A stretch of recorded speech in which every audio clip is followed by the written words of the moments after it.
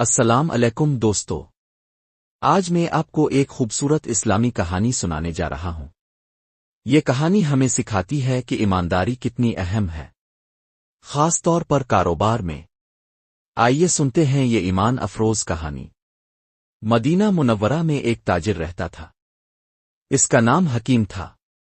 وہ بہت ایماندار انسان تھا، ہمیشہ سچ بولتا تھا، کبھی کسی کو دھوکہ نہ دیتا۔ ایک دن ایک غریب کسان اس کے پاس آیا۔ کسان نے کہا، حکیم صاحب میری کھجوریں خرید لیجئے۔ حکیم نے کھجوریں دیکھیں، کھجوریں بہت اچھی تھیں۔ وہ سوچنے لگا، میں چاہوں تو کم قیمت دے سکتا ہوں، کسان کو پتہ نہیں چلے گا۔ لیکن اچانک اسے نبی کریم صلی اللہ علیہ وسلم کی بات یاد آ گئی۔ سچا تاجر قیامت کے دن نبیوں کے ساتھ ہوگا۔ یہ سوچ کر حکیم نے کہا، تمہاری کھجوریں بہت عمدہ ہیں، میں تمہیں ان کی اصل قیمت سے بھی زیادہ دوں گا۔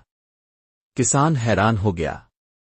اس نے پوچھا، حکیم صاحب اب زیادہ قیمت کیوں دے رہے ہیں؟ حکیم نے مسکرا کر کہا، کیونکہ ایمانداری ایمان کا حصہ ہے، سچا مسلمان کبھی دھوکہ نہیں دیتا۔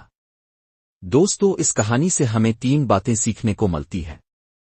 پہلی بات، ہمیشہ سچ بولنا چاہیے۔ دوسری بات، کاروبار میں ایمانداری ضروری ہے۔ تیسری بات، اللہ ایماندار لوگوں کو پسند کرتا ہے۔